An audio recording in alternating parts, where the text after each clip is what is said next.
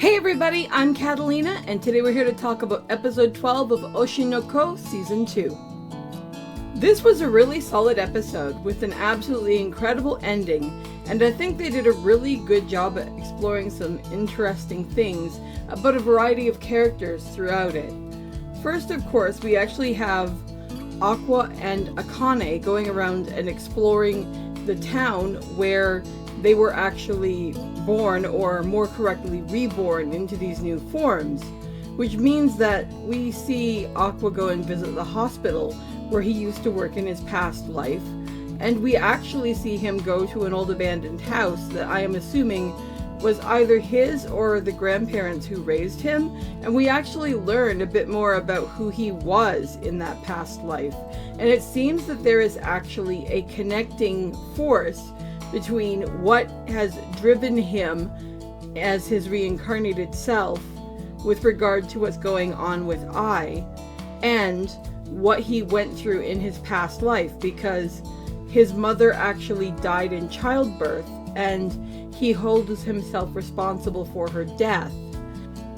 And there were some people who actually resented him being alive, like his grandfather, who blamed him for her death. So this is not Aqua's first rodeo with dealing with that kind of emotional strife, and it seems very possible that the trauma he experienced is almost like duplicating, and that's absolutely crazy. So it shows us just how much more dangerous and damaging the continued weight of that guilt is going to potentially be if he realizes that the father he was looking for is actually still alive, as we found out in the last episode. The next thing that we see that's more cute and chill and interesting is the dynamics between the various girls as the recording for their video happens and everything going on there.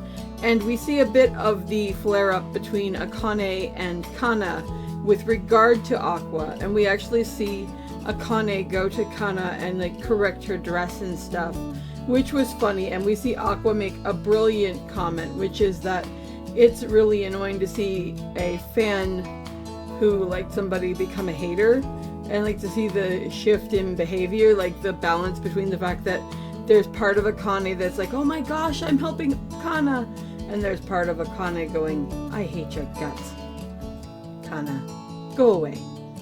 And it was really funny to see the way that that went down. Of course, the highlight of the emotional connections with people who like Aqua is actually going to get a lot more complicated, because as the story continued to progress, we actually saw Akane and Ruby bonding, and Ruby like thinking that Akane could be like her big sister because Akane is dating Aqua. While we, as the viewer, of course, are aware that Aqua is the reincarnation of the Doctor, what I don't necessarily think we were as aware of is that Ruby still harbors feelings for the Doctor in the form that he was in his past life, and she's been looking for him and trying to find him because like she wants to reconnect. And she's actually talking to Akane about whether or not Akane thinks that an age gap relationship can work.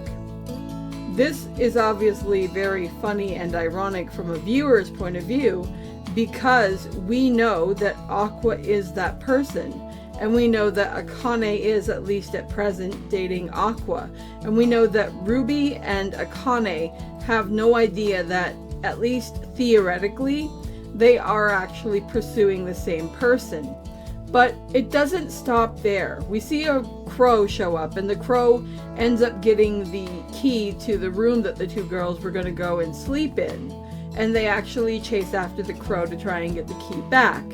The crow leads them to a shrine, and when they go down into like the underground of that area, we actually find Aqua's old body. And we know for a fact that it's Aqua's old body because we get some interesting flashbacks about what happened in the past with Aqua and Ruby's past selves, and the amount of time they spent together and stuff. And one of the things that we see is that Ruby's past self gave Aqua's past self a keychain of I, and he had that on him when he was killed. When they find the body together, they also find the keychain, confirming to Ruby automatically that this is his body. So now we've got the reality that the person that Ruby thought she was pursuing is dead, and that if she were to ever piece everything together, the person she could or would hypothetically be pursuing is now her brother. So that's definitely got some weird situation vibes coming off of it, and we'll have to see just what goes down from there. But oh my goodness, what a bunch of twists and turns and absolute craziness. I think it was all very well put together though, and I like how the aspect of the girls shooting their video kind of split up the two halves of the episode. It made for a nice dividing line. Overall though, I super enjoyed this one, and we definitely got some useful information, and I'm definitely eager to see just what will be done with that going forward. But those are just my thoughts. I'd love to know what you guys are thinking, so feel free to drop a comment below and let me know, and I'll talk to you guys in the next video. See you later. Bye!